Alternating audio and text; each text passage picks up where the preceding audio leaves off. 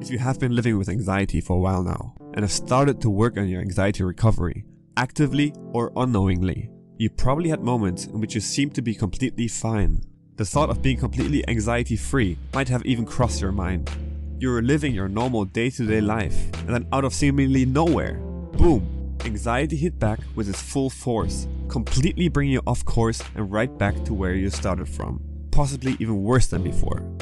I can tell you from experience that anxiety recovery setbacks are absolutely normal and are to be expected. If you want to fully recover from anxiety, how you deal with these setbacks is probably the make or break point for many of us dealing with anxiety disorders. There are many reasons for why you seem to be anxiety free in that moment. It could be that you have worked hard on your recovery and implemented great stress coping mechanisms and habits, or simply had a few nights of great sleep. There are plenty of reasons, but they are not too important for now. What is crucial to understand is that at some point you have lowered stress. You have managed stress, got it lowered to a point at which you are no longer as hyper-aware and as hypersensitive to changes around and within you. You are no longer in that very active fight, flight, or freeze response. That's awesome, and it's just the thing you want to achieve. But your anxiety levels are probably far, far from where they should be. You've got to understand that over the time in which you have developed your anxiety disorder and lived with it, your normal day-to-day levels are highly elevated. What you now consider normal would probably be considered highly intense for a healthy person. It's kind of like your stress sensors are completely skewed. Try looking at it this way. The higher your general stress levels are, the less tolerance you have for additional stress without it kicking off your fight, flight, or freeze response. So you can say that if you've had a few moments, days, or even weeks without experiencing severe anxiety, it can only mean two things. Life was easy, you didn't have anything to worry about, which shouldn't be the case because worry is part of an anxiety disorder, or, what is probably more likely, you've somehow managed to get your stress levels lowered. Equipped with that higher stress tolerance, you were able to face things that used to be triggering without them immediately firing up your emergency response. You were able to deal with your fear of bodily symptoms without immediately jumping into full panic mode.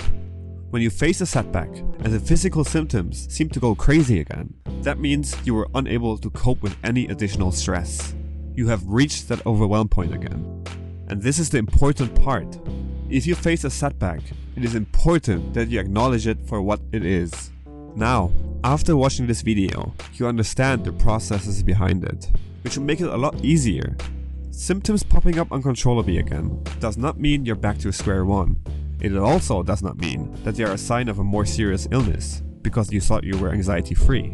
No, remind yourself that this did not happen out of the blue. You were not recovered in the first place. You were still very, very anxious and physically tense from anxiety. In this state, everything could trigger a panic attack and its symptoms.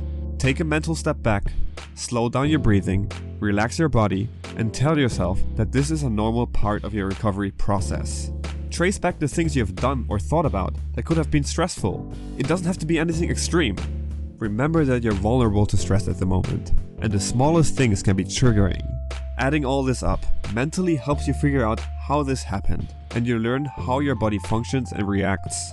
This is the way I have learned to accept setbacks as setbacks, tracing back and adding possible triggers together and explaining to myself how I ended up back in this state. Over time, you'll get so good at it that you will immediately have it figured out, being able to calm yourself from any setback.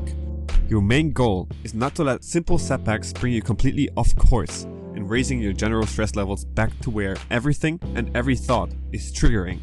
What you want to do is welcome a setback, explain it, calming down and getting right back on track to recovery. Like most things in recovery, this is not an easy task, but if you continuously practice this, it will become somewhat natural. Only when you can successfully cope with these setbacks, you will have everything you need to fully recover.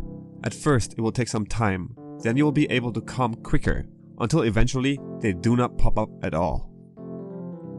Thanks for watching, everyone, and if you're new here and want to see more anxiety related content just like this one, consider subscribing.